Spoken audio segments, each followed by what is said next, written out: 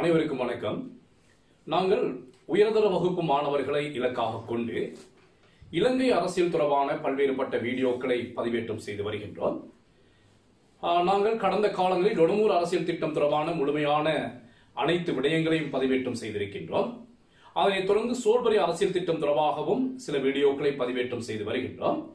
அந்த வகையில் இன்றும் சோல்பரி அரசியல் திட்டத்தில் மற்றொரு முக்கியமான சிபார்சு தொடர்பாக ஆராய இருக்கின்றோம். மாணவர்களே, எமது இந்த வீடியோக்களை நீங்கள் தொடர்ந்தேர்ச்சியாக பார்வையிட்டு பயன்பெற வேண்டுமாயின் எமது சேனலை ஒரு முறை சப்ஸ்கிரைப் செய்து கொள்வதோடு பக்கத்தில் உள்ள பெல் பட்டனை அழுத்திக் கொள்ளுங்கள். எமது வீடியோக்களை தொடர்ந்தேர்ச்சியாக நீங்கள் பார்வையிடுவதற்கு இது துணையாக இருக்கும்.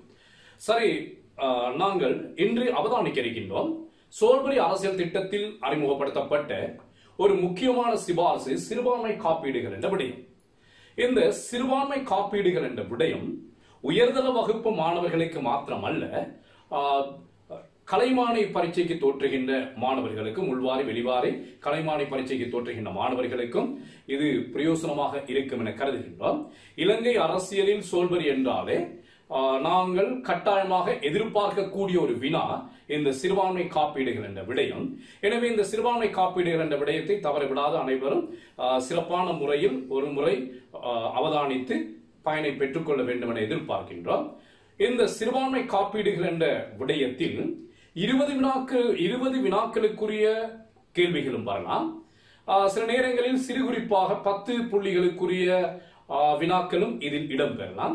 எனவே இந்த விடயத்தை கவனமாக அவதானிப்பதோடு இந்த பகுதி முடிவடைந்ததன் பின்னர் இறுதியில் இந்த சிறுபான்மை காப்பீடுகள் என்ற விடயத்தில் வருகின்ற வினாக்களுக்கு 10 புள்ளி அல்லது 20 புள்ளிக்குரிய வினாக்களுக்கு எப்படி விடையளிப்பது என்ற விடயத்தையும் நாங்கள் தெளிவுபடுத்த இருக்கின்றோம். எனவே இந்த விடயத்தை இடைநடுவே நகர்த்தாது தொடர்ந்தேர்ச்சியாக பார்வையிட வேண்டும் என கேட்டுக்கொண்டு நாங்கள் ஆரம்பிக்கின்றோம். சோல்பரி அரசியல் திட்டத்தின் கீழ் அறிமுகப்படுத்தப்பட்ட சிறுபான்மை காப்பீடுகள் என்ற விடயம்.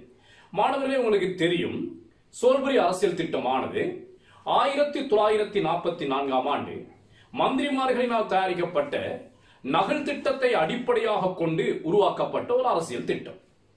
இந்த மந்திரிமார்களினால் தயாரிக்கப்பட்ட இந்த நகல் திட்டம் அனுப்பி வைக்கப்பட்ட பொழுது நகல் திட்டத்துக்கு எதிராக இலங்கையில் வாழ்ந்த சிறுபான்மையினர் சார்பாக 2 வகையான அதிருப்திகள் வெளியிடப்பட்டன.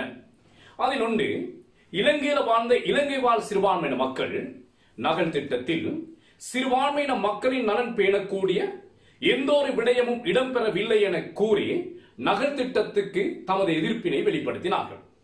அதே போன்று இலங்கையில் பல லட்சக்கணக்கில் வாழுகின்ற இந்திய வம்சாவளியின மக்களின் நலன் பேணக்கூடிய எந்த ஒரு விடயமும் இந்த நகல் திட்டத்தில் இடம்பெறவில்லை என கூறி இந்திய அரசாங்கமும் தமது அதிருப்தியை வெளியிட்டது.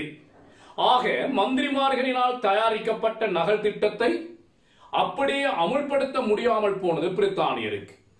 நகல் திட்டத்துக்கு எதிராக 2 அதிருப்திகள் வெளிப்பட்டதன் காரணமாக இந்த அனைவரையும் திருப்திப்படுத்தக்கூடிய வகையில் சிறுபான்மை காப்பீடுகள் என்ற புதியதோர் விடயத்தை ஏற்படுத்த வேண்டிய தேவை சோல்பரி குழுவினருக்கு ஏற்பட்டது. இந்த சிறுபான்மை காப்பீடுகள் என்ற விடயம் சோல்பரி அரசியலமைப்பின் நேரடியாக மேற்கொள்ளப்பட்ட ஒரு ஏற்பாட்டின் ஊடாகவும் யாப்பில் ஏற்படுத்தப்பட்ட ஏனைய புறவய அம்சங்களின் ஊடாகவும் இந்த சிறுபான்மை காப்பீடுகள் என்ற விடயங்கள் ஒழுங்குபடுத்தப்பட்டன. அந்த வகையில் நாம் பார்க்கின்றோம், சிறுபான்மை காப்பீடுகளாக 29ஆம் சரத்தின் 2ஆம் உபப்பிரிவு, செனட் சபை, பல்லங்கத்துவ தேர்தல் தொகுதி, கோமரை கழகம், நியமன அங்கத்துவ முறை, பொதுச்சேவை ஆணைக்குழு, நீதி சேவை ஆணைக்குழு, யாப்பு திருத்துவதில் 3/2 பெரும்பான்மை, தேர்தல் தொகுதி நிர்ணயம் தொடர்பான ஏற்பாடுகள், தேசாதிபதியின் அதிகாரங்கள். இந்த ஏற்பாடுகளின் ஊடாக சிறுபான்மையின மக்களின் நலன் பேணி பாதுகாக்கப்படும் என கருதப்பட்டது. அதில் முதலாவது அம்சமாக நாங்கள் அவதானிக்கின்றோம் யாப்பின் 29ஆம் சரத்து. இந்த யாப்பின் 29ஆம் சரத்தின் 1ஆம் உபப்பிரிவு பின்வருமாறு கூறுகின்றது. 29ஆம் சரத்தின் 1ஆம் உபப்பிரிவு பின்வருமாறு கூறுகின்றது. அதில் இலங்கை தீவின் அமைதி, பாதுகாப்பு, நல்லாட்சி என்பவற்றை ஏற்படுத்தும் முகமாக இலங்கை பாராளுமன்றம் வேண்டிய சட்டங்களை உருவாக்கி நடைமுறைப்படுத்தலாம். ஆனால் அவ்வாறான சட்டங்கள் உருவாக்கப்படுகின்ற பொழுது அந்த சட்டங்கள் 29ஆம் சரத்தின் 2ஆம் உபப்பிரிவை மீறாத வண்ணம் இருத்தல் வேண்டும் என்று சொல்லப்படுகிறது. இதனை நாம் பின்வருமாறு எளிய முறையில் குறிப்பிடலாம். இலங்கை பாராளுமன்றம் இறைமை படைத்த பாராளுமன்றம் அதற்கு நாட்டுக்கு தேவையான சகலவிதமான சட்டங்களையும் உருவாக்கக்கூடிய அதிகாரம் உண்டு. இருப்பினும் சட்டங்களை உருவாக்குகின்ற பொழுது 29ஆம் சரத்தின் 2ஆம் உபப்பிரிவை அந்த சட்டங்கள் மீறாது இருத்தல் வேண்டும் என குறிப்பிடப்படுகிறது. அந்த வகையில் இந்த 29ஆம் சரத்தின் 2ஆம் உபப்பிரிவானது 4 உபாங்கங்களை கொண்டது. அதில் ஆனால் எந்த ஒரு இன, மத, கலாசார பிரிவினரினதும் தன்னுரிமையோ சுதந்திரத்தையோ கட்டுப்படுத்தக்கூடிய சட்டங்களை உருவாக்க கூடாது. கவனியுங்கள். ஆனால் எந்த ஒரு இன, மத, கலாசார பிரிவினரினதும் தன்னுரிமையோ சுதந்திரத்தையோ கட்டுப்படுத்தக்கூடிய சட்டங்களை உருவாக்க கூடாது. ஆவண்ணா குறித்த ஒரு இன, மத, கலாசார பிரிவினருக்கு முன்னுரிமையோ சலுகையோ வழங்கப்படக்கூடாது. குறித்த ஒரு இன, மத, கலாசார பிரிவினருக்கு விதிக்கப்படாத கட்டுப்பாடுகளையோ சட்டங்களையோ பிரிதொரு தரப்பினருக்கு விதித்தல் ஆகாது. குறித்த ஒரு இன, மத, கலாசார பிரிவினருக்கு விதிக்கப்படாத கட்டுப்பாடுகளையோ சட்டங்களையோ பிரிதொரு தரப்பினருக்கு விதித்தல் ஆகாது. எந்த ஒரு மதத்தாவனத்தின் அமைப்பினையும் அதன் தலைவர் அல்லது அதனை பிரதிநிதித்துவப்படுத்துகின்ற ஒருவனின் அனுமதியின்றி மாற்றியமைக்க முடியாது. இது 29ஆம் சரத்தின் 2ஆம் உபப்பிரிவில் இடம்பெறுகின்ற முக்கியமான ஏற்பாடுகள். அவை இந்த ஏற்பாடுகளின் ஊடாக சிறுபான்மையின மக்களின் நலன் பேணி பாதுகாக்கப்படும் என சோல்பரி குழுவினர் கருதினார்கள். இந்த 29ஆம் சரத்தின் 2ஆம் உபப்பிரிவு மேலும் ஒரு விடயத்தை தெளிவுறுத்துகின்றது. சோல்பரி அரசியல் அமைப்பை வேண்டுமானால் 3/2 பெரும்பான்மை வாக்குப்பலத்தை பெற்று மாற்றியமைக்கலாம். ஆனால் 29ஆம் சரத்தின் 2ஆம் உபப்பிரிவை 3/2 பெரும்பான்மை வாக்குப்பலத்தின் ஊடாகவும் மாற்றியமைக்க முடியாது. இந்த ஏற்பாட்டின் ஊடாக 29ஆம் சரத்தின் 2ஆம் உபப்பிரிவு தொடர்ந்தேர்ச்சியாக நடைமுறையில் இருக்கும். அதன் அடிப்படையில் இலங்கை மக்களின் குறிப்பாக சிறுபான்மையின மக்களின் உரிமைகள் பேணி பாதுகாக்கப்படும் என சோல்பரி குழுவினர் கருதினார்கள். ஆனால் நடைமுறையில் என்ன நடந்தது ஆராயப்பட வேண்டிய விடயம். நாம் பார்க்கின்றோம். இந்த 29ஆம் சரத்தின் 2ஆம் உபப்பிரிவு நடைமுறையில் இருந்த காலப்பகுதியிலேயே 1948ஆம் ஆண்டு பிரஜா உரிமை சட்டங்கள், 1949ஆம் ஆண்டு பாராளுமன்ற தேர்தல் திருத்த சட்டம், 1956ஆம் ஆண்டு தனி சிங்கள அரச கர்ம மொழி சட்டம், 1958ஆம் ஆண்டு சிறியெழுத்து அமலாக்க சட்டம், 1967ஆம் ஆண்டு ஸ்ரீமா சாஸ்திரி ஒப்பந்த அமலாக்க சட்டம். இந்த சட்டங்கள் அனைத்தும் நேரடியாக சிறுபான்மையின மக்களுக்கு எதிராக கொண்டு வரப்பட்ட சட்டங்கள். இந்த சட்டங்கள் பாராளுமன்றத்தில் கொண்டு வரப்பட்டு நிறைவேற்றப்பட்ட பொழுது இந்த 29ஆம் சரத்தின் 2ஆம் உபப்பிரிவு அதனை தடுத்து நிறுத்த தவறிவிட்டது. ஆக இந்த 29ஆம் சரத்தின் 2ஆம் உபப்பிரிவு சிறுபான்மை மக்களின் நலனை பேணி பாதுகாக்க தவறிவிட்டது என நாம் குறிப்பிடலாம். அடுத்ததாக கவனிக்க வேண்டும். இந்த சிறுபான்மையின மக்களின் நலனை பேணுவதற்காக ஏற்படுத்தப்பட்ட மற்றும் ஒரு விடயம் செனட் சபை. இந்த 2ஆம் ஆண்டமான செனட் சபையின் ஊடாக சிறுபான்மையின மக்களின் நலன் 2 வழிகளில் பேணி பாதுகாக்கப்படலாம். 2 வழிகளினூடாக சிறுபான்மையினருக்கு தேவையான காப்பீடுகளை வழங்கலாம் என சோல்பரி குழுவினர் கருதினார்கள். என்னென்ன 2 வழிகள்? ஒன்று, உங்களுக்கு தெரியும், இலங்கை பல்லின கலாசார தன்மை கொண்ட நாடு. பெரும்பான்மையின மக்களும் சிறுபான்மையின மக்களும் சிறுபான்மையின மக்களும் பிரிதொரு சிறுபான்மையின மக்களும் செறிந்து வாழுகின்ற தேர்தல் தொகுதிகள் பல. இவ்வாறான சந்தர்ப்பத்தில் முதலாம் மண்டலத்திற்கு போதிய பிரதிநிதிகளை தெரிவு செய்ய முடியாது போகும். எனவே சிறுபான்மையினருக்கு இரண்டாம் மண்டலமான செனட் சபையிலாவது போதிய பிரதிநிதித்துவத்தை பெற்றுக் கொடுத்து அதனூடாக அவர்களின் நலனை பேணி பாதுகாக்கப்பட வேண்டும் என கருதினார்கள். 2. சிறுபான்மையின மக்களுக்கு எதிராக முதலாம் மண்டலத்தில் ஏதாவது சட்டங்கள் உருவாக்கப்பட்டால் அந்த சட்டத்தை தடுத்து நிறுத்தி சிறுபான்மையின மக்களுக்கு விமோசனத்தை பெற்றுக் கொடுத்தது. இந்த 2 நோக்கங்களின் ஊடாக சிறுபான்மையினரின் நலன் பேணி பாதுகாக்கப்படும் என கருதப்பட்டது. இந்த 2 நோக்கங்களும் எந்தளவு தூரம் நடைமுறை சாத்தியமானதாக காணப்பட்டது என்பதை ஆராயப்பட வேண்டிய விடயம். செனட் சபை ஏற்படுத்தப்பட்டமைக்கான முதலாவது காரணமாக நாம் அவதானிக்கின்றோம் சிறுபான்மையின மக்களுக்கு போதிய பிரதிநிதித்துவத்தை பெற்றுக் கொடுத்தது. செனட் சபையானது மொத்தமாக 30 அங்கத்தவர்களை கொண்டது. அந்த 30 பேருள் 15 பேர் சனப்பிரதிநிதிகள் சபையினரால் தனிமாற்று வாக்குரிமையினூடாக தெரிவு செய்யப்படுவார்கள். எஞ்சிய 15 பேரும் பிரதமரின் சிபாரிசுக்கு அமைய தேசாதிபதியினால் நியமன ரீதியாக தெரிவு செய்யப்படுவார்கள். கவனிக்க வேண்டும், இங்கு முதலாவது 15 பேர் சனப்பிரதிநிதிகள் சபையினரால் தெரிவு செய்யப்படுகின்றார்கள்.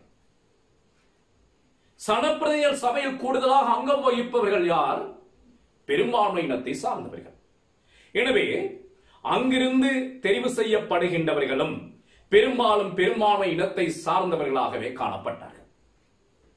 எஞ்சிய 15 பேரும் பிரதமரின் சிபாரிசுப்படி தேசாதிபதியினால் நியமிக்கப்படுவார்கள். பிரதமர் பெரும்பான்மை இனத்தை சார்ந்தவர். எனவே பெரும்பாலான சந்தர்ப்பங்களில் பிரதமரால் சிபாரிசிக்கப்பட்டவர்களும் பெரும்பான்மை இனத்தை சார்ந்தவர்களாகவே காணப்பட்டார்கள். ஆக செனட் சபை உருவாக்கப்பட்டமைக்கான முதலாவது காரணமாக சொல்லப்படுகின்ற சிறுபான்மையின மக்களுக்கு போதிய பிரதிநிதித்துவத்தை பெற்றுக் கொடுத்தல் என்ற விடயம் நடைமுறையில் சாத்தியமற்றதாக மாறிவிட்டது. நடைமுறையில் அது சிறுபான்மையின மக்களுக்கு போதிய பிரதிநிதித்துவத்தை பெற்றுக் கொடுக்கவில்லை. செனட் சபை ஏற்படுத்தப்பட்டமைக்கான மற்றொரு காரணமாக சொல்லப்படுவது முதலாம் மன்றத்தில் சிறுபான்மையின மக்களுக்கு எதிராக ஏதாவது சட்டங்கள் உருவாக்கப்பட்டால் அந்த சட்டத்தை தடுத்து நிறுத்தி சிறுபான்மையின மக்களுக்கு பாதுகாப்பு அளித்தது. இந்த நோக்கம் எந்தளவு தூரம் நடைமுறைப்படுத்தப்பட்டது என்பதும் ஆராயப்பட வேண்டிய விடயம். சோல்பரி அரசியலமைப்பு உருவாக்கப்பட்ட காலப்பகுதியில் செனட் சபை உருவாக்கப்பட்டது. உருவாக்கப்பட்ட காலப்பகுதியில் இருந்து சிறுபான்மையின மக்களுக்கு எதிராக பல்வேறுபட்ட சட்டங்கள் கொண்டு வரப்பட்டு நிறைவேற்றப்பட்டன. உதாரணமாக 1948 பிரஜா உரிமை சட்டங்கள், 49ஆம் ஆண்டு பாராளுமன்ற தேர்தல் திருத்த சட்டம், 56 தனி சிங்கள அரச கரும மொழி சட்டம், 58 சிறியெழுத்து சட்டம், 1967ஆம் ஆண்டு சிறுமாசா சிறு ஒப்பந்த அமுலாக்க சட்டம். கவனிக்க வேண்டும், இந்த சட்டங்கள் அனைத்தும் முதலாம் மன்றத்தில் கொண்டு வரப்பட்டது. ஆனால் முதலாம் மன்றத்தில் கொண்டு வரப்பட்ட விடயங்களுக்கு இரண்டாம் மன்றத்திலும் ஒப்புதல் வழங்க வேண்டும். செனட் சபை உருவாக்கப்பட்டது சிறுபான்மையின மக்களின் நலனை பாதுகாப்பதற்கு. சிறுபான்மையின மக்களுக்கு எதிராக சட்டங்கள் கொண்டு வரப்பட்டால் அதனை தடுத்து நிறுத்துவதற்கு. ஆனால் இந்த சட்டங்கள் அனைத்தும் சிறுபான்மையின மக்களுக்கு எதிராக கொண்டு வரப்பட்ட சட்டங்கள். இந்த சட்டங்கள் கொண்டு வரப்பட்டு நிறைவேற்றப்பட்ட பொழுது செனட் சபை அதற்கு ஒப்புதல் வழங்கியதை ஒழிய அதனை தடுத்து நிறுத்த தவறிவிட்டது. ஆகவே செனட் சபை சிறுபான்மையின மக்களுக்கு ஒரு காப்பீடாக அமைய பெறவில்லை. அடுத்ததாக கவனிக்கின்றோம், சிறுபான்மை காப்பீடாக ஏற்படுத்தப்பட்ட மற்றும் ஒரு விடயம் பல்லங்கத்துவ தேர்தல் தொகுதிகள். உங்களுக்கு தெரியும், இலங்கை பல்லின கலாசார தன்மை கொண்ட நாடு. பல்வேறுபட்ட தேர்தல் தொகுதிகள், பெரும்பான்மையின மக்களும் சிறுபான்மையின மக்களும் செறிந்து வாழுகின்ற தேர்தல் தொகுதிகள். சில தேர்தல் தொகுதிகளில் அங்கு மொத்தமாக வாழுகின்ற சிறுபான்மையின மக்களை விட பெரும்பான்மை இனத்தவர்களை குறைவாக கொண்ட தேர்தல் தொகுதி.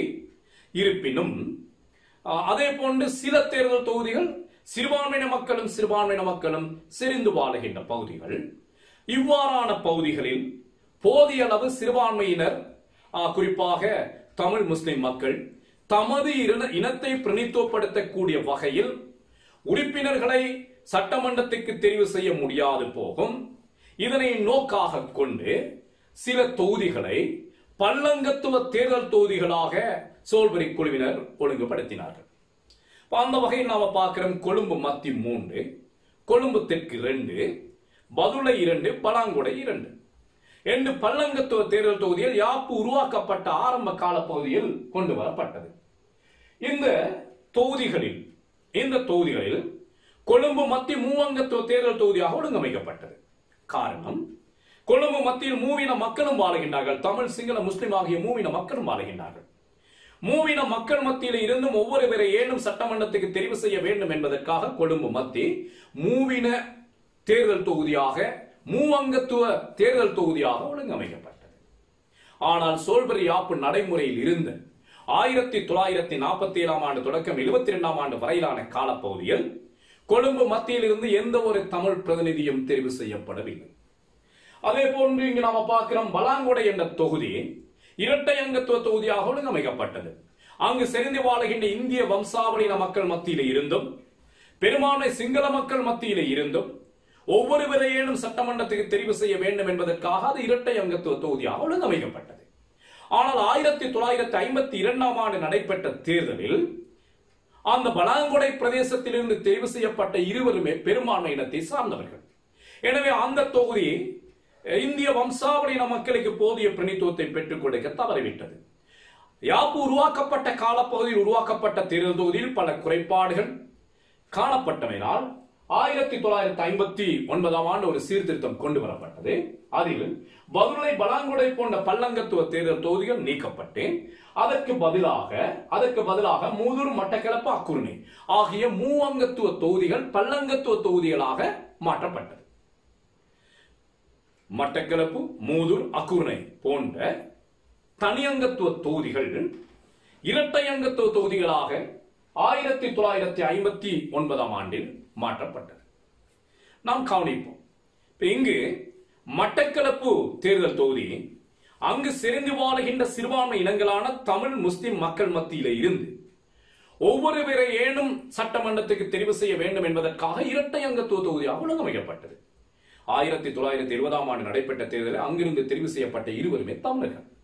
அதே போன்று மூதூர் தொகுதி அங்கு செறிந்து வாழுகின்ற தமிழ், முஸ்லிம் மக்கள் மத்தியிலிருந்து ஒவ்வொருவரையும் தெரிவு செய்வதற்காக இரட்டை அங்கத்துவ தொகுதியாக தெரிவு செய்யப்பட்டது. ஆனால் அங்கிருந்து தெரிவு செய்யப்பட்ட இருவருமே முஸ்லிம் இனத்தை சார்ந்தவர்கள். இதன் அடிப்படையில் பார்க்கின்ற பொழுது இந்த பல்லங்கத்துவ தேர்தல் தொகுதிகள் என்ன நோக்கத்துக்காக ஏற்படுத்தப்பட்டதோ அந்த நோக்கத்தை சரியான முறையில் நிறைவேற்ற தவறிவிட்டது. ஆக இந்த பல்லங்கத்துவ தேர்தல் தொகுதி என்ற விடயமும் சிறுபான்மையின மக்களுக்கு போதிய பிரதிநிதித்துவத்தை பெற்றுக் கொடுக்க தவறிவிட்டது. அடுத்ததாக நாங்கள் அவதானிக்கின்றோம், நாம் ஏற்கனவே பார்த்ததை போன்று இலங்கையின் பன்மை கலாச்சாரத்தை அடிப்படையாக கொண்டு சிறுபான்மையின மக்களுக்கு சட்டமன்றத்தில் போதிய பிரதிநிதிகளை தெரிவு செய்ய முடியாது போகும். எனவே நியமன ரீதியிலாவது முதலாம் மன்றத்தில் சிறுபான்மையினருக்கு பிரதிநிதித்துவத்தை பெற்றுக் கொடுக்க வேண்டும் என்பதற்காக 6 நியமன அங்கத்தவர்களை தெரிவு செய்கின்ற ஒரு முறை சோல்பரி அரசியல் திட்டத்தின் கீழ் ஒழுங்கமைக்கப்பட்டது. ஏன் முதலாம் மன்றத்திற்கு சிறுபான்மையின மக்கள் மத்தியில் இருந்து நியமன ரீதியிலாவது சிலரை தெரிவு செய்து அவர்களின் பிரதிநிதித்துவத்தை உறுதிப்படுத்த வேண்டும் என்ற நோக்கில். ஆனால் சோல்பரி யாப்பு உருவாக்கப்பட்ட ஆரம்ப கால பகுதியில் யாப்பு விதிகளுக்கு அமைய அந்த நியமன அங்கத்தவர்களுள் பெரும்பாலானவர்கள் சிறுபான்மை இனத்தை சார்ந்தவர்கள் மத்தியிலிருந்து தெரிவு செய்யப்பட்டார்கள். ஆனால் நாளடைவில் இந்த நியமன அங்கத்தவர்களாக 1956 ஆண்டு NHAM கருணாரத்ன, 1960 ஆண்டு LA அபேரத்ன, 1970 ஆண்டில் MDS ஜெயவர்தன, SS குணத்திலக்க போன்றவர்களும் தெரிவு செய்யப்பட்டார்கள்.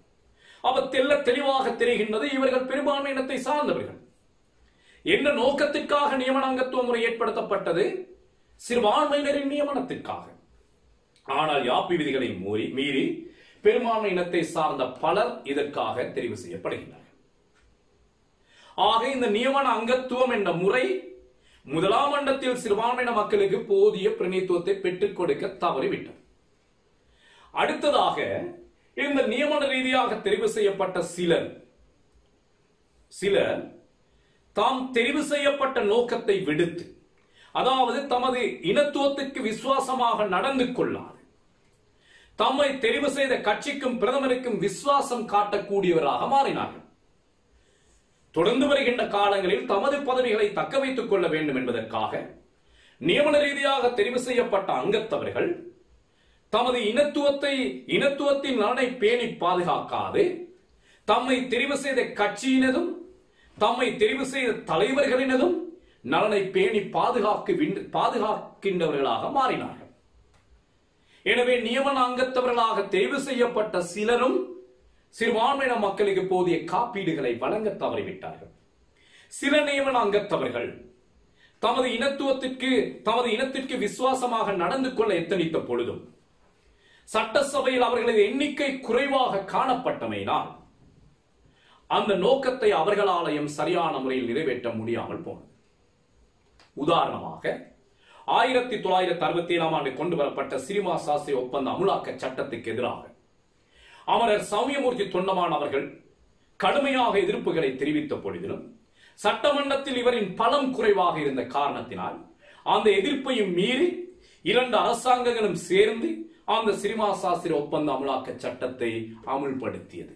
இந்த சிரிமா சாஸ்திரி ஒப்பந்த அமுலாக்க சட்டமானது இலங்கை அரசியல் வரலாற்றில், இலங்கை சிறுபான்மையின மக்களின் வரலாற்றில் மிக மோசமான ஒரு சட்டம். சிறுபான்மையின மக்களின் நலனை கடுமையாக பாதித்த ஒரு சட்டம். அந்த சட்டத்தை கூட இந்த நியமன அங்கத்தவர்களால் தடுத்து நிறுத்த முடியாமல் போய்விட்டது, அவர்களின் பலம் குறைவாக இருந்தமையின் காரணமாக. ஆக இந்த நியமன அங்கத்துவ முறை போதிய பிரதிநிதித்துவத்தையும் பெற்றுக் கொடுக்கவில்லை. தெரிவு செய்யப்பட்டவர்கள் தமது இனத்துவத்துக்கு விசுவாசமான முறையில் நடந்து கொள்ளவும் இல்லை. சிலர் நடந்து கொண்டாலும் அவர்களால் அதனை சரியான முறையில் முன்னெடுத்து செல்லவும் முடியவில்லை. ஆக மொத்தத்தில் இந்த நியமன அங்கத்துவ முறையும் சிறுபான்மையின மக்களின் நலனை பேணி பாதுகாக்க தவறிவிட்டது என்று நாம் குறிப்பிடலாம். அடுத்ததாக நாங்கள் அவதானிக்கின்றோம், சிறுபான்மை காப்பீடாக ஏற்படுத்தப்பட்ட மற்றும் ஒரு விடயமாக நாங்கள் அவதானிக்கின்றோம் கோமரை கலகம். இலங்கை நீதிமன்றங்களில் சிறுபான்மையின மக்களுக்கு ஏதாவது அநீதி இழைக்கப்பட்டால், சிறுபான்மையின மக்களின் நலனை பாதிக்கக்கூடிய வகையில் ஏதாவது தீர்ப்புகள் வழங்கப்பட்டால் அதற்கு எதிராக பிரித்தானிய கோமரை கழகத்தில் வழக்கு தாக்கல் செய்து விமோசனத்தை பெற்றுக் கொள்ளலாம் என்ற ஒரு நோக்கில் கோமரை கழகம் இலங்கை நீதித்துறையின் உச்ச அமைப்பாக கொண்டு வரப்பட்டது. அதன் பிரதானமான நோக்கம் சிறுபான்மையின மக்களின் நலனை பேணி பாதுகாப்பது. இந்த கோமரை கழகமும் தமது நோக்கத்தை சரியான முறையில் நிறைவேற்ற தவறிவிட்டது. உதாரணமாக நாங்கள் பார்க்கின்றோம், 1948 ஆண்டு பிரஜா உரிமை சட்டங்கள் கொண்டு வரப்பட்டது. இந்த பிரஜா உரிமை சட்டங்கள் கொண்டு வரப்பட்ட பொழுது அந்த சட்டத்துக்கு எதிராக இலங்கையில் வாழ்ந்த கொடக்கன் பிள்ளை என்பவரினால் பிரித்தானிய கோமரை கழகத்தில் வழக்கு தாக்கல் செய்யப்பட்டது சிறுபான்மையின மக்கள் சார்பாக. வழக்கின் தீர்ப்பு எவ்வாறு அமைந்தது? இலங்கை பாராளுமன்றம் இறைமை படைத்த பாராளுமன்றம் அதற்கு பிரஜா உரிமை தொடர்பான சட்டங்களை உருவாக்கக்கூடிய அதிகாரம் உண்டு. முற்றுமுழுதாக 1948 ஆண்டு கொண்டு வரப்பட்ட பிரஜா உரிமை சட்டம் குறிப்பாக இலங்கையில் வாழ்ந்த இந்திய வம்சாவளியின மக்களின் பிரஜா உரிமை பறித்த ஒரு சட்டம். அந்த சட்டத்தை கொண்டு வருவதற்கு இலங்கை பாராளுமன்றத்திற்கு அதிகாரம் உண்டு என கோமரை கழகம் தீர்ப்பு வழங்குகிறது. ஆக இந்த கோமரை கழகம் சிறுபான்மையின மக்களுக்கு எதிராக கொண்டு வரப்பட்ட சட்டங்களை தடுத்து நிறுத்த தவறிவிட்டது. அதே போன்று 1956 ஆண்டு தனி சிங்கள அரசக்கர்ம மொழி சட்டம் கொண்டு வரப்பட்ட பொழுது அந்த சட்டத்துக்கு எதிராக யாழ்ப்பாணத்தைச் சேர்ந்த கோடீஸ்வரன் என்ற எழுது விளைஞனால யாழ்ப்பாண மாவட்ட நீதிமன்றத்தில் வழக்கு தாக்கல் செய்யப்பட்டது பாதிப்படைந்தவர்கள் சார்பாக. அந்த வழக்கின் தீர்ப்பு கோடீஸ்வரனுக்கு சார்பாக அமைந்தது. ஆனால் அந்த தீர்ப்பை எதிர்த்து இலங்கை அரசு கொழும்பு உயர் நீதிமன்றத்தில் வழக்கு தாக்கல் செய்தது. கொழும்பு உயர் நீதிமன்றத்தின் தீர்ப்பு கோடீஸ்வரனுக்கு பாதகமாகவும் இலங்கை அரசுக்கு சார்பாகவும் அமைந்தது. எனவே பாதிக்கப்பட்டவர்கள் சார்பாக கோடீஸ்வரனால தனி சிங்கள அரசக்கர்ம மொழி சட்டத்துக்கு எதிராக பிரித்தானிய கோமரை கழகத்தில் வழக்கு தாக்கல் செய்யப்பட்டது. அந்த வழக்கின் தீர்ப்பு கோடீஸ்வரனுக்கு சார்பாக அமைந்த போதிலும் இலங்கை அரசாங்கம் அதனை பொருட்படுத்தாது நடந்து கொண்டது. அதாவது தனி சிங்கள அரசக்கர்ம மொழி சட்டத்தை அப்படியே அமல்படுத்தியது. வழக்கின் தீர்ப்பு அது சிறுபான்மையின மக்களுக்கு எதிரானது என கூறப்பட்டிருந்தாலும் அதனை கருத்தில் கொள்ளாத இலங்கை அரசாங்கம் அந்த சட்டத்தை தொடர்ந்தேர்ச்சியாக நடைமுறைப்படுத்தியது. ஆக இந்த கோமரை கழகம் என்ற விடயம் சிறுபான்மையின மக்களின் நலனை பேணி பாதுகாக்க தவறிவிட்டது.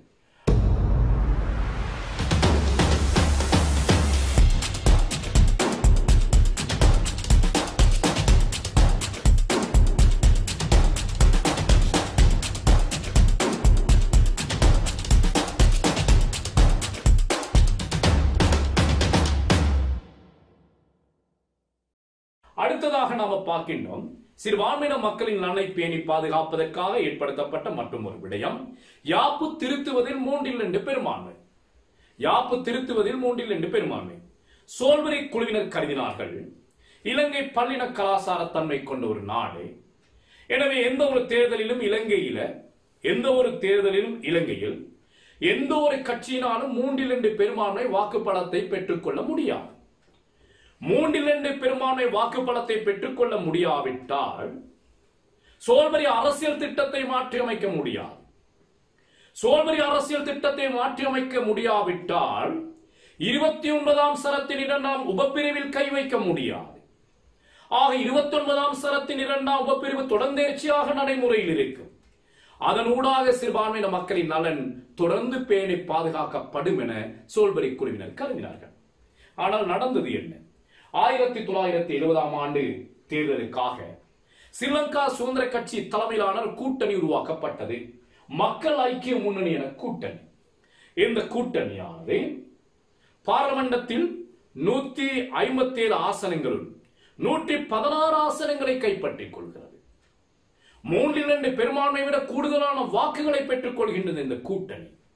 அவ்வாறு பெரும்பான்மை ஆசனங்களை பெற்றதோடு மாத்திரமல்லாது அந்த பெரும்பான்மை அதிகாரத்தை பயன்படுத்தி 1972ஆம் ஆண்டு முதலாம் குடியரசு அரசியல் அமைப்பையும் உருவாக்கியது. அந்த முதலாம் குடியரசு அரசியல் அமைப்பில் சிறுபான்மை மக்கள் நலன் பேணக்கூடிய எந்த ஒரு விடயமும் இடம்பெறவில்லை. ஆக இந்த யாப்பு திருத்துவதில் 3/2 பெரும்பான்மை என்ற விடயமும் சிறுபான்மையின மக்களின் நலனை பேணி பாதுகாக்க தவறிவிட்டது என்று நாம் குறிப்பிடலாம். அடுத்த ஏற்பாடாக நாம் பார்க்கின்றோம் பொதுச்சேவை ஆணைக்குழு. இலங்கையில் பொதுச்சேவையில் அரசியல் சார்பற்ற முறையில் பக்கச்சார்பற்ற முறையில் நியமனங்களை வழங்க வேண்டும் என்ற நோக்கில் ஏற்படுத்தப்பட்ட ஒரு ஆணைக்குழு தான் பொதுச்சேவை ஆணைக்குழு. இது தொடர்பான ஏற்பாடுகள் சோல்பரி அரசியல் திட்டத்தின் கீழ் 58 தொடக்கம் 62 வரையிலான சரத்துக்களில் குறிப்பிடப்படுகிறது. இந்த பொதுச்சேவை ஆணைக்குழுவானது தேசாதிபதியினால் நியமிக்கப்படும் 3 அங்கத்தவர்களை கொண்டது. இவர்களின் பதவிக்காலம் 5 வருடங்கள் என்றாலும் மீண்டும் அவர்கள் நியமிக்கப்படலாம். கவனியங்கள், 3 பேர், பதவிக்காலம் 5 ஆண்டுகள். இருப்பினும் நியமிக்கப்பட்டவர்கள் 5 ஆண்டுகளின் பின்னர் மீண்டும் நியமிக்கப்படுவதற்கான ஏற்பாடுகள் காணப்பட்டது. 3 பேரில் ஒருவராவது 5 வருடம் அரசு சேவை அல்லது நீதி சேவையில் கீர்த்தி மிகு பணியாளராக இருந்திருத்தல் வேண்டும். நீதி சேவை அல்லது அரசு சேவையில் ஒழுக்க சீலராக பதவி வகித்தவராக இருந்திருத்தல் வேண்டும்.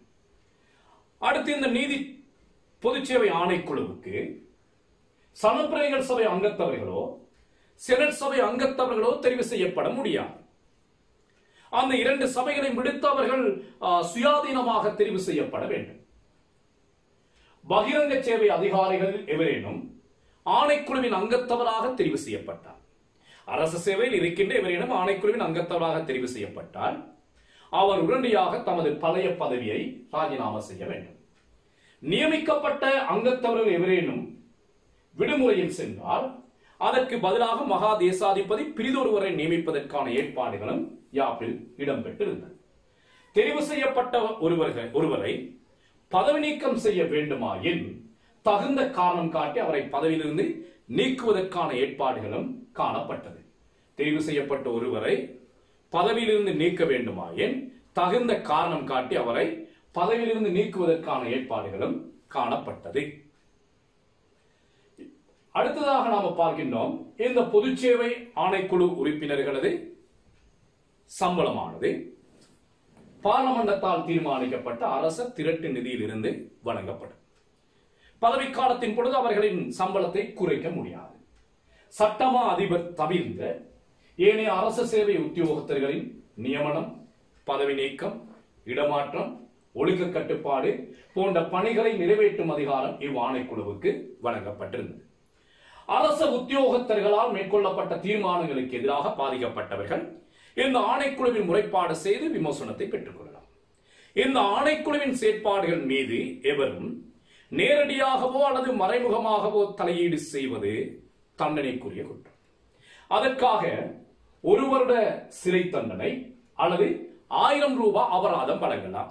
அல்லது 1000 ரூபாய் அபராதம் 1 வருட சிறை தண்டனை என்று 2 தண்டனைகளையுமே வழங்கலாம். அப்ப இந்த ஏற்பாட்டின் ஊடாக சிறுபான்மையின மக்களுக்கு அரச நியமனங்கள் சரியான முறையில் போய் சேரும் என்ற நோக்கில் இந்த பொது சேவை ஆணைக்குழு என்ற விடயம் ஏற்படுத்தப்பட்டது. அதே போன்று மற்றும் ஒரு காப்பீடாக நாம் பார்க்கின்றோம் நீதி சேவை ஆணைக்குழு. நீதி சேவை தொடர்பான விடயங்களை மேற்கொள்வதற்காக சோல்பரி அரசியலமைப்பின் கீழ் ஏற்படுத்தப்பட்ட விடயம்தான் இந்த நீதி சேவை ஆணைக்குழு. இது பிரதம நீதியரசர், உயர் நீதிமன்ற நீதிபதிகளுள் ஒருவர், பிரிதொரு உயர் நீதிமன்ற நீதியரசர் அல்லது உயர் நீதிமன்றத்தில் சேவை புரிந்த ஒருவர் அடங்கலாக 3 அங்கத்தவர்களை கொண்டிருந்தது. கவனியங்கள் அங்கத்துவ கட்டமைப்பை. பிரதம நீதியரசர், உயர் நீதிமன்ற நீதிபதிகளில் ஒருவர், பிரிதொரு உயர் நீதிமன்ற நீதியரசர் அல்லது அதில் பணியாற்றியவருள் ஒருவர் ஆக மொத்தமாக 3 பேரை அங்கத்தவர்களாக கொண்டார்.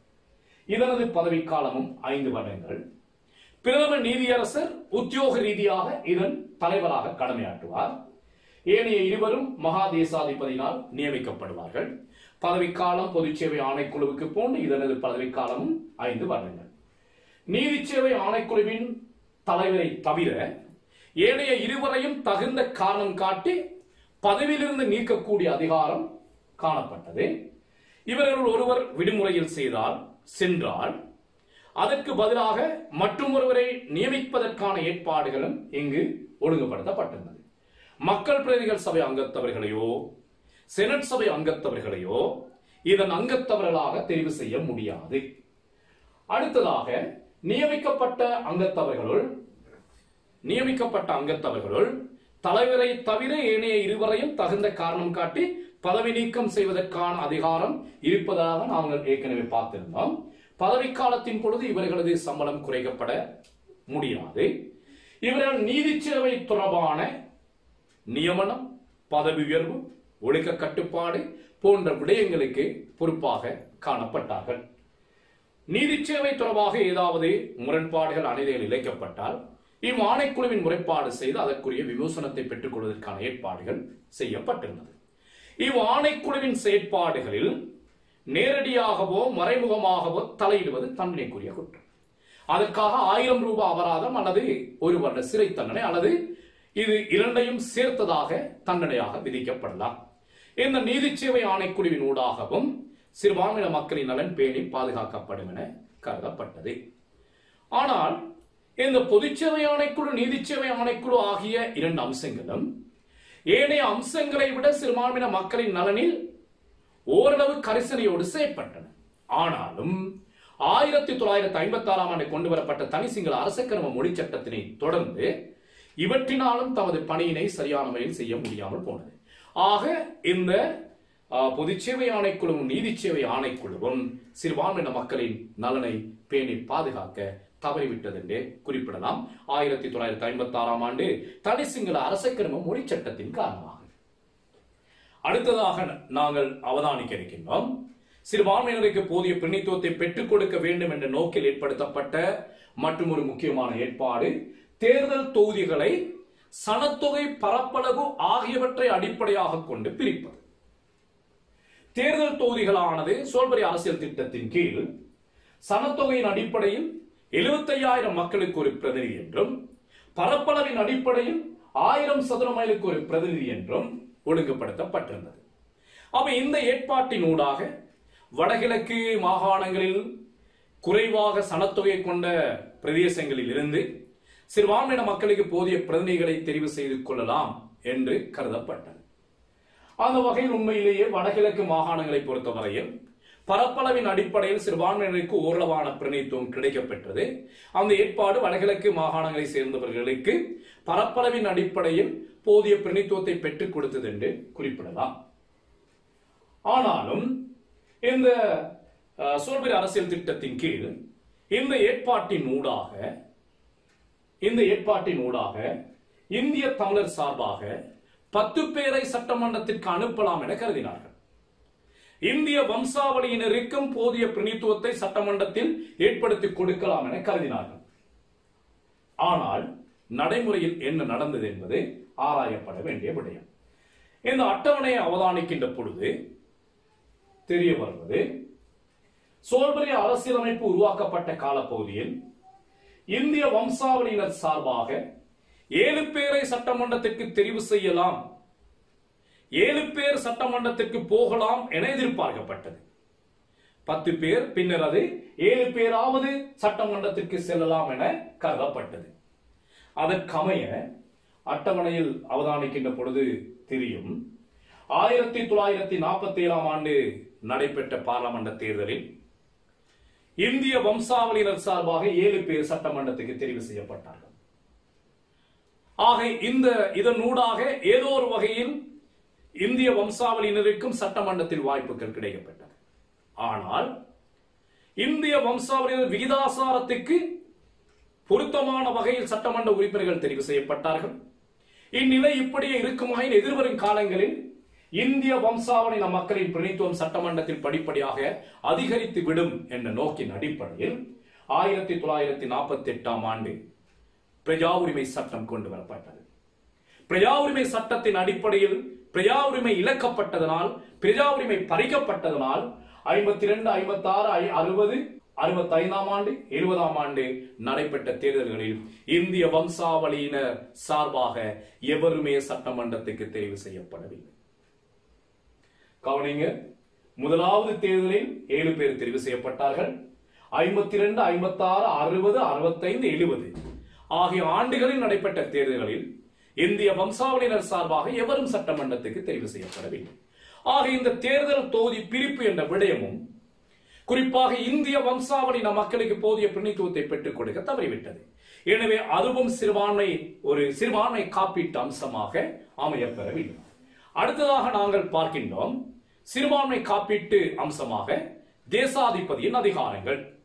சட்டமன்றத்தில் சிறுபான்மையின மக்களுக்கு எதிராக ஏதாவது சட்டங்கள் கொண்டு வரப்படுகின்ற பொழுது தேசாதிபதி தமது அதிகாரத்தை பயன்படுத்தி அந்த சட்டங்களை தடுத்து நிறுத்தலாம்.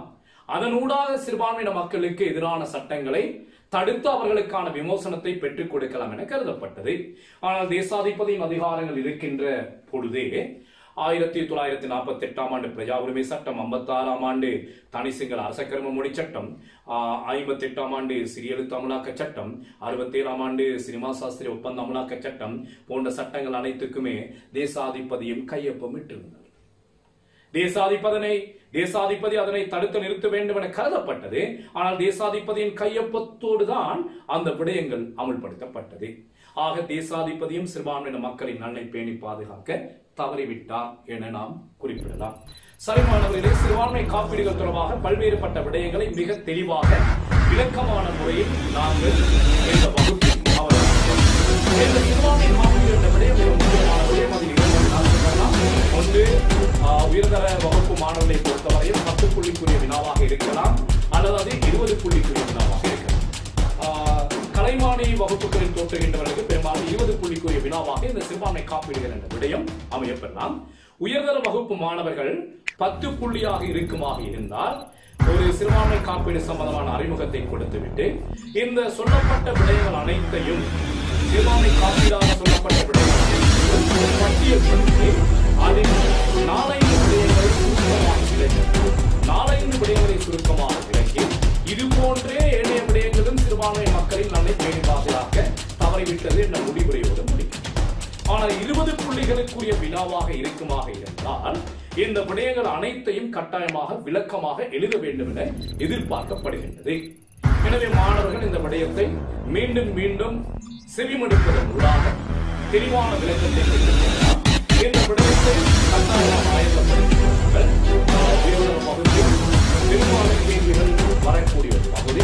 சோல்பரி அரசியல் திட்டம் என்றாலே சிறுபான்மை காப்பீடு என்ற கேள்வி வரும் என்று கூறக்கூடிய அளவுக்கு முக்கியத்துவம் வாய்ந்த ஒரு விடயம்.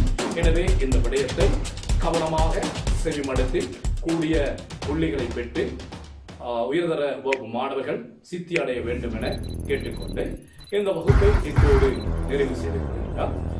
மற்றும் ஒரு வகுப்பில் சோல்பரி அரசியல் திட்டமாக மற்றும் ஒரு